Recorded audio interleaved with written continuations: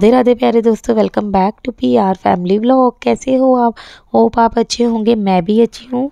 यहाँ पे मैंने व्लॉग की शुरुआत की है शाम से, शाम के डिनर से। और डिनर में मैं बनाने वाली हूँ आज खिचड़ी। तो ये व्लॉग ना परसों शाम का है। और परसों शाम को जब टीवी ठीक करने आए थे ना भैया, उसके बाद से ही मैंने फिर से व्लॉग स्टार्ट कर दिया है। और खिचड़ी मैंने बनाने के लिए पहले ही माइंड सेटअप कर लिया था। अगर हम डिनर के लिए माइंड सेटअप कर लेना कि हमें बनाना क्या है तो इजी हो जाता है। तो मैंने खिचड़ी भिगो के रख दी थी और अब मैंने खिचड़ी छोक दी है, तो इजी हो गया ना मेरा काम। देखो जी, आज सुबह से बारिश हो रही है और 1 मिनट के लिए भी नहीं रुकी है। आप यहाँ का हाल देख सकते हो।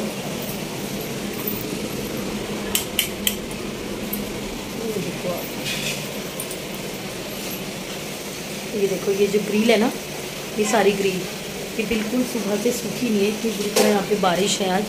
तो दिल्ली में आज सुबह से बारिश है, एक भी टाइम के लिए बारिश नहीं रुकी। मैं मॉर्निंग में उठी थी 8 बजे, उसके बाद से ही ये बारिश शुरू हो गई और अभी तो रुकने का कोई नाम नहीं है। और यहाँ तक, जहाँ तक मैं खड़ी हूँ, पूरा बरांडा गीला हुआ है। मतलब यहाँ से यहाँ तक पूरा बरांडा गीला हुआ है।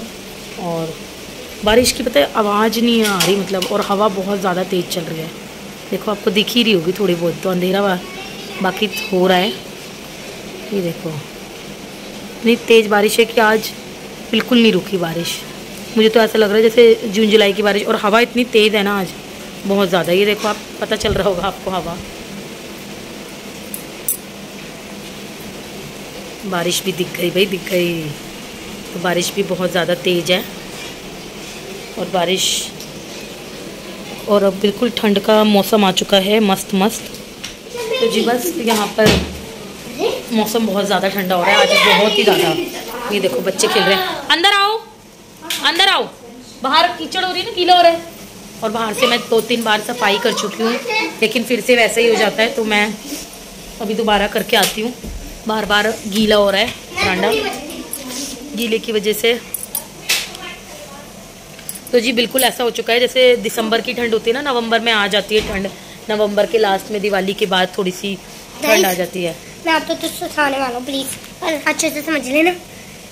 क्या समझना है इनको?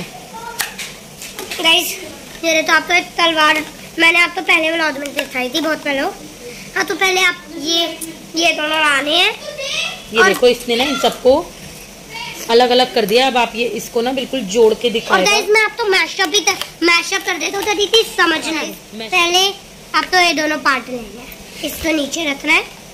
और जो पहले ये वाला लेना है, सबसे बड़ा, ठीक है। और जो सबसे छोटी वाली साइड होती है, उसको आपको अंदर फिल करना है। फिर इन दोनों में से कौन सा? अरे रुको, और गाइस अभी भी इधर से मत डालना, इधर से डालना है, ठीक है? चलो चलो आगे बताओ। और फिर आप तो इस साइड से, छोटी साइड से ही डालना है। छोटी साइड से डालना है, तो ये ऊपर आता रहेगा। और जो बड़ी साइड है वो यहाँ पे आके रुक जाएगा। और आपको गाइस खींचना है थोड़ा। और अभी देखो, और ये सिंपल ही है। इधर दोल है, इसलिए दोल वाली साइड। चलो, और गाइस वाओ, रियांश बड़े प्यारे मैन्युफैक्चरिंग बन गए। रियांश ने मैन्युफैक्चर कर दिया इसको। ओ, ये देखो पीयू दीदी को इसने कैसे दिखाया है। तो ये वही वाली तलवार है। लाइट खराब हो गई क्या इसकी? नहीं, देखो, ये वही वाली तलवार है जो रियांश ने मेले में से लेके आया था। और ये देखो, रियांश ने इसको ब्रेक कर दिया था और इसका दोबारा से जन्म हो गया है। ये लो।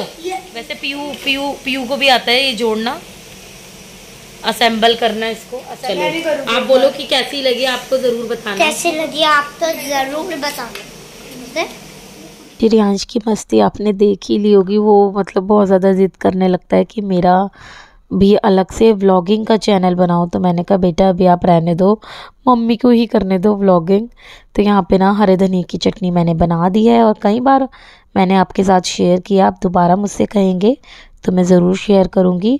और खिचड़ी के साथ मज़ा ही आ जाता है चटनी का। तो जी खाना वगैरह हमारा हो गया है और मैं फिर किचन में आ गई थी क्लीनिंग करने, क्योंकि रात को ही ना मैं अपनी पूरी किचन बिल्कुल क्लीन करके जाती हूँ, ताकि जब सुबह आए ना हम लोग किचन में, तो एक तो किचन भी बिल्कुल साफ़ दिखे और काम करने में भी अच्छा लगे। क्योंकि वही सुबह उठ के बच्चों के लिए लंच बनाना होता है स्कूल का, तो फिर दिक्कत हो जाती है। और बिल्कुल मतलब साफ़ ना होना किचन तो अच्छी नहीं लगती।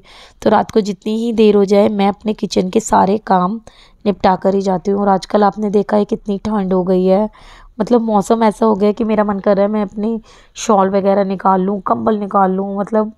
और मैंने निकाल ही लिया है, शॉल भी निकाल लिया। मुझे ठंड लग रही थी तो मैंने सोचा देखो ये सब ठंड ना लग जाए, तो मैंने निकाल लिया है। आप लोग भी अगर सब सुविधा हो आपको तो ज़रूर अपने थोड़े से ठंडे गरम गरम कपड़े निकाल लीजिए, जो ज़्यादा गर्म ना हो। तो जी बस बातों बातों में सारे किचन की क्लीनिंग हो गई है और मैंने सारे घर की सफाई भी कर दी है। और बच्चों को भी थोड़ा सा हल्का सा जुकाम हुआ है और मुझे भी हुआ है। तो मौसम बहुत ज़्यादा ठंडा है ना, तो सभी को ये सब प्रॉब्लम हो ही रही है। आप सबके घर में कैसे हो आप सब, मुझे कमेंट करके ज़रूर बताना।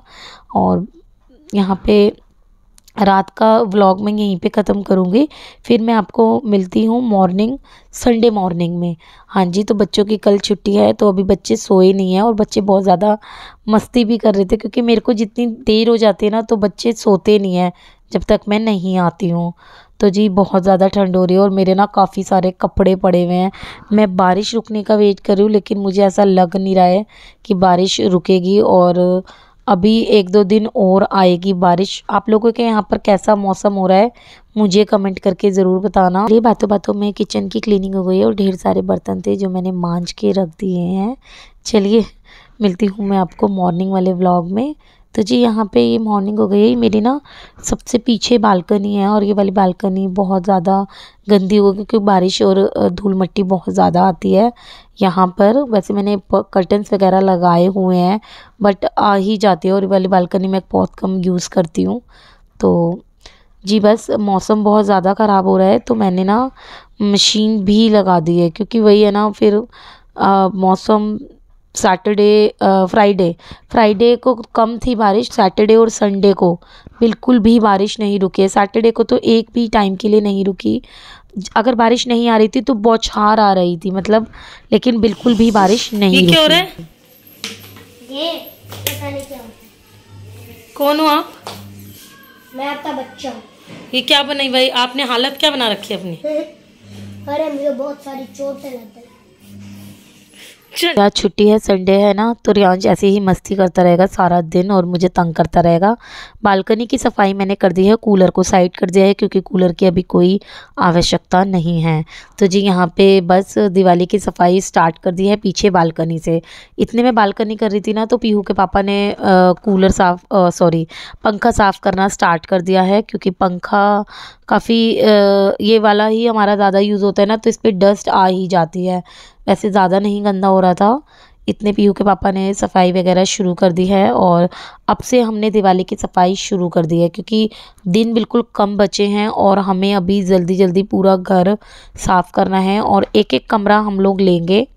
एक्चुअली मुझसे ज़्यादा काम नहीं हो पाता है, बच्चों की छुट्टी है और कपड़े भी मशीन मैंने लगा रखी है, इसीलिए मैं एक एक रूम ही करूँगी और पूरे कमरे की सफाई अच्छे से क्लीनिंग करने वाले हैं। दिवाली की सफाई देखो होती ही ऐसी है कि पूरा घर साफ़ हो जाता है और इसी बहाने हो भी जाता है, नहीं तो यार वही हम लोग थोड़ा सा डिले कर देते हैं ना।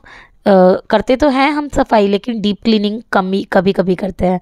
तो जी पंखा साफ़ हो गया, दीवारें वगैरह झाड़ दी थी, फॉल सीलिंग की साइड से भी झाड़ पोंछ कर दी थी, ये लाइट वगैरह साफ़ करी, पर्दे उतार दिए, पर्दे भी आज ही धोऊंगी मैं। और ये ड्रेसिंग टेबल है, इसके भी पीछे ना से सफाई कर देंगे हम। डस्ट थोड़ी बहुत ना आ ही जाती है, कहीं ना कहीं से ज़रूर आती है डस्ट, चाहे आपका घर कितना ही बंद हो या खुला हो।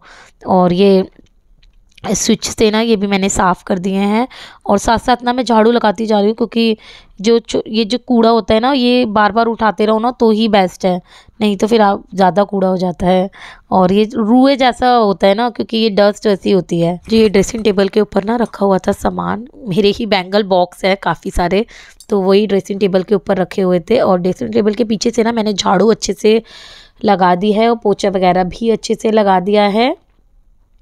इसी को कहते हैं डीप क्लीनिंग, क्योंकि एक एक चीज़ हटा के साफ़ करना ही सफाई लगती है। नहीं तो फिर बाकी तो हम रोज़ करते ही हैं, वो डस्टिंग भी करते हैं, सफाई भी करते हैं। तो जी बस यहाँ पे इसका कोई सामान ना गिरे ना ड्रेसिंग टेबल का, तो मैंने पीहू की पापा की हेल्प ली है। और आज छुट्टी है तो उनका फ़ायदा पूरा पूरा उठाया जाए, आज इतना काम भी नहीं होगा। तो जी बस यहाँ पे ये मेरे बैंगल बॉक्स है जो मैंने रखे हैं। पीहू के पापा मेरी हेल्प कर रहे हैं पूरी पूरी। तो पीहू के पापा मेरी सच में काफ़ी हेल्प करते हैं। तो जी ये बेड काफ़ी भारी लग रहा था। अगर मैं अकेले सफाई करती ना तो मैं बेड खाली करके ही बेड को खिसकाती, बट पीहू के पापा थे तो मैंने बेड पूरा हम दोनों ने मिलके खिसकाया। इसके पीछे से झाड़ू लगाई और इसके अब पोछा वगैरह अभी पीछे से लगा दिया है, पूरे रूम में नहीं लगाया है। बेड को फिर से हमने खिसकाया और हालत बहुत ज़्यादा ख़राब हो गई थी क्योंकि भारी था ना बेड, बेड में काफ़ी सामान है इसीलिए। तो जी बस यहाँ पे बेडशीट मैंने 2-3 बार झाड़ दी है क्योंकि बार बार मैं ऊपर की क्लीनिंग करती हूँ कभी नीचे की। तो जी ये दोनों अलमारी थी, इनको भी मैंने झाड़ कर रख दिया, हटा के ही सफाई की है और पूरे रूम की क्लीनिंग हो गई है। और क्या कहते हैं, साथ ही मैंने यहाँ की भी सफाई कर दी है और अब जल्दी जल्दी ही सारे रूम्स क्लीन करने पड़ेंगे। और यहाँ पे मैंने अब पोछा लगा दिया है सारे कमरे में। और आप देखना कितना अच्छा लग रहा था ना कमरा, बहुत ही ज़्यादा, क्योंकि ऐसा होता है जब अगर हम सफाई करते हैं ना, जब डीप क्लीन वाली, तो बहुत ज़्यादा साफ़ लगता है। और मैंने बैठ के अच्छे से बेड के नीचे से भी बहुत ज़्यादा पोछा वगैरह लगाया था, बट वही है ना, थोड़ा बेड के नीचे हाथ बहुत थोड़ा सा कम जाता है। मैंने बोला भी था पीहू के पापा को बेड थोड़ा सा इधर कर दीजिए, बट उन रूम अच्छा नहीं लगेगा, इसीलिए हम लोगों ने नहीं करा। तो जी बस पोछे के बाद ना मैंने दोनों पंखे चला दिए हैं, लेकिन पंखे से ठंड बड़ी लगती है तो मैंने पीछे खड़े होकर वीडियो बनाई है रूम की। आप लोग मुझे कमेंट करके ज़रूर बताना आपको रूम की क्लीनिंग कैसी लगी और आप लोगों ने शुरू करी या नहीं, मुझे कमेंट करके ज़रूर बताना। तो जी इस वाले रूम में पीहू बैठी पता नहीं क्या कलर से कर रही थी और इस रूम की भी मैंने सफाई कर दी है। इसके बाद ना मैंने शाम से व्लॉग स्टार्ट किया है क्योंकि सफाई करते करते ही 3-4 बज गए थे। उसके बाद खाना वगैरह खाया, फिर शाम के डिनर की तैयारी करी। तो आज पीहू के पापा ही बना रहे हैं चाप की सब्ज़ी। यस, तो पीहू के पापा को बड़ा मन कर रहा था तो मैंने कहा नेकी और पूछ पूछ, मेरा तो काम ही ईजी हो जाएगा। और क्या कहते हैं, यहाँ पे बस प्याज टमाटर का तड़का लगाया है। प्याज को पहले फ्राई कर लिया था, उसके बाद मसाले डाले, टमाटर डाला और ये सोया चाप मसाला था, चाप का मसाला, और चाप वगैरह डाल के ढक के रख दिया है। और अगर आपको डिटेल वीडियो चाहिए ना इसकी तो मुझे कमेंट करके ज़रूर बताना। और पीहू के पापा बहुत ज़्यादा टेस्टी चाप बनाते हैं, अगर आपको चाहिए होगी तो मैं पीहू के पापा से रिक्वेस्ट करूँगी और वो ज़रूर आपके साथ शेयर करेंगे। यहाँ पे आटा मैंने गूंद के रख दिया था और आटे में ना मैंने थोड़ा सा बेसन मिलाया है जिससे कि रोटी तंदूर वाली बनेगी और बहुत ज़्यादा टेस्टी बनी थी रोटियाँ भी, एंड बिल्कुल तंदूर वाला टेस्ट आ रहा था, थोड़ी क्रिस्पी क्रिस्पी बनी थी तो बहुत टेस्टी लगती है। अगर आप आटे में थोड़ा सा बेसन मिलाएंगे ना, रोटी बहुत ज़्यादा स्वाद लगती है, तो मिस्सी रोटी टाइप लगती है। और हाँ, मैंने आपके साथ मिस्सी रोटी नहीं शेयर करनी ना, ज़रूर करूँगी। तो जी बस यहाँ पे चाप की सब्ज़ी और बहुत ही ज़्यादा स्वाद बनी थी। यहाँ पे हरी चटनी के साथ प्याज और मिस्सी रोटी। तो मुझे कमेंट करके ज़रूर बताना आपको मेरा व्लॉग कैसा लगा। व्लॉग मैं यहीं पे एंड करूँगी, मुझे कमेंट करना मत भूलना। और आपको अगर चाप की रेसिपी चाहिए होगी तो मुझे ज़रूर कमेंट करके बताना। व्लॉग आपको कैसा लगा, मैंने क्या क्या क्वेश्चन पूछे थे सभी का जवाब आप लोग देना। चलिए मिलती हूँ नेक्स्ट व्लॉग में, तब तक के लिए बाय बाय, राधे राधे सभी।